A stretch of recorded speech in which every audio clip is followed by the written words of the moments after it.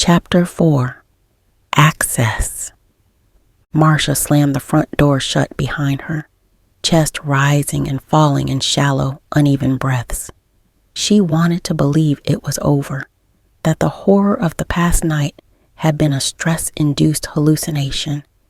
But no matter how hard she tried to convince herself, the mark on her leg burned with an eerie, unnatural heat.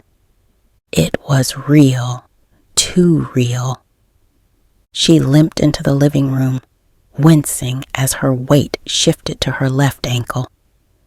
"It stings," she hissed, lowering herself onto the couch.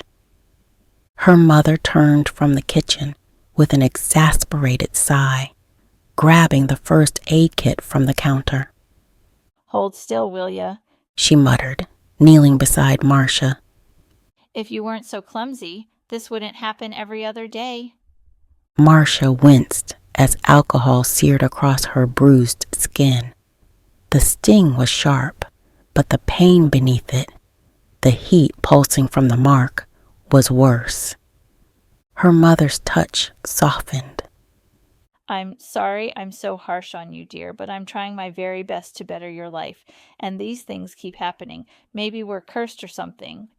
She laughed lightly, but there was an undercurrent of worry in her voice. Marsha scoffed and pulled her leg away. If only she knew. Without another word, she forced herself to her feet and trudged upstairs to her room. She was exhausted, bone-deep exhaustion, the kind that made her muscles feel heavy and her thoughts sluggish. But she couldn't sleep, not now.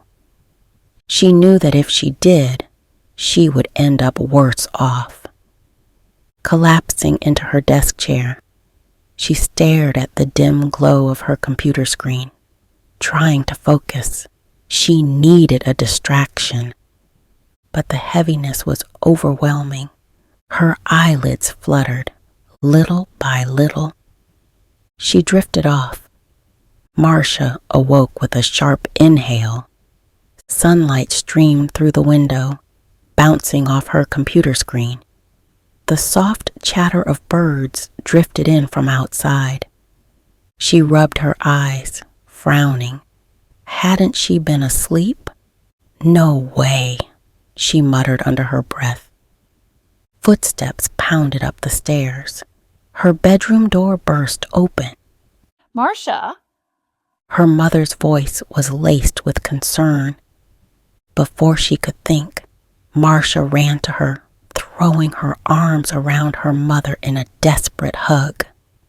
Her mother hesitated, then let out a surprised laugh. "Well, someone's in a good mood this morning." Marsha barely heard her. Everything felt real. The warmth of her mother's embrace, the scent of coffee drifting up from the kitchen, the distant hum of a passing car outside. For the first time in forever, she felt okay, normal. The scent of buttered toast and eggs filled the kitchen, making Marsha's stomach growl. Her mother watched her in disbelief. "Marsha, are you actually eating your food?" Marsha laughed, shoving another spoonful into her mouth. The food was incredible, too incredible. Her mother gave her a warm smile. "It's nice to see you like this. I've missed this version of you." Marsha's smile faltered slightly, but she pushed the thought away. It was just a good day. That's all. But then she felt it, a dull ache in her left ankle. The moment she stood up, heat pulsed from the mark, traveling up her leg like an electric current. She forced the pain away and stood up to leave the house. She needed to go to school. At the transit station, she knelt down to tighten her shoelaces, only to feel a slow, creeping pull. Her eyes drifted to the mark on her ankle. The world around her blurred at the edges. A faint hum filled her ears, deep and low, like something thrumming just beneath the surface of reality. Her fingers hovered over the mark. It wasn't just a bruise anymore. The shape was off. The darkened lines coiled outward like veins, as if something inside her was growing. Marsha couldn't look away. The lines shifted, pulsed, breathed. A whisper, no, a thought, slipped into her mind like silk. Touch it. It was her own voice. She didn't even realize she was moving. Her hand inched closer, closer. Time snapped. A second stretched into eternity. No sounds, no movement, no air in her lungs, just void. Then agony. A searing electric pain ripped through her leg, up her spine, flooding her veins like molten fire. She screamed, the sensation unlike anything she had ever known. Then, she was somewhere else.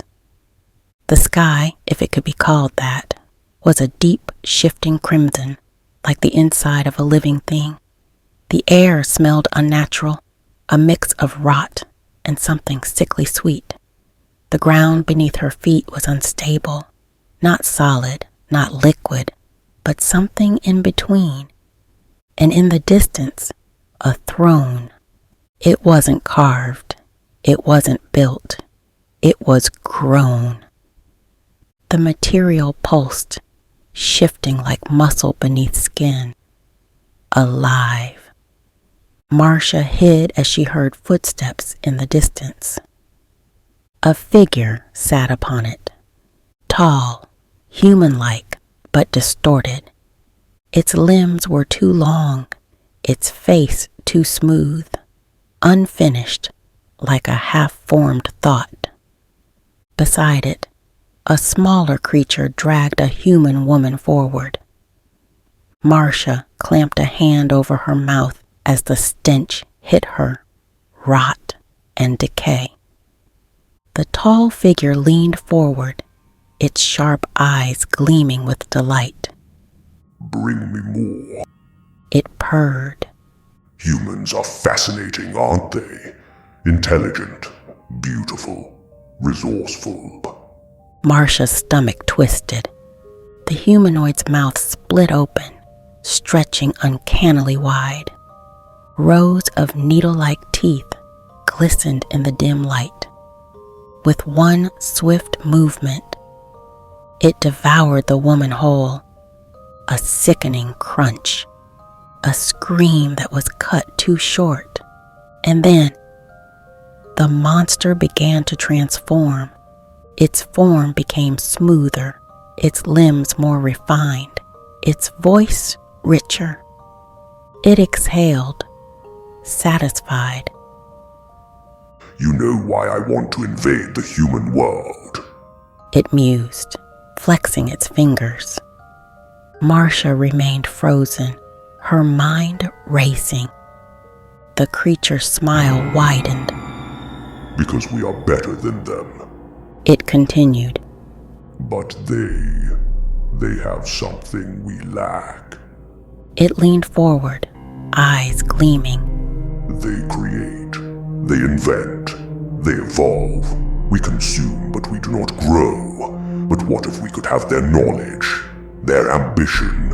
What if we could become more? Its gaze lifted, directly at Marsha. We could become gods. Terror clenched at her throat. She wasn't supposed to be here. She was the link. And now, she understood. This wasn't just about her. It was about humanity itself. A slithering voice curled at the edge of her mind. You're not supposed to be here, Marsha.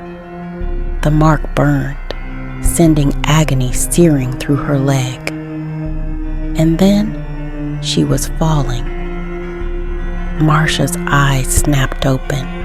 The transit station. The bus roared past, wind whipping her hair. Her breath came in ragged gasps.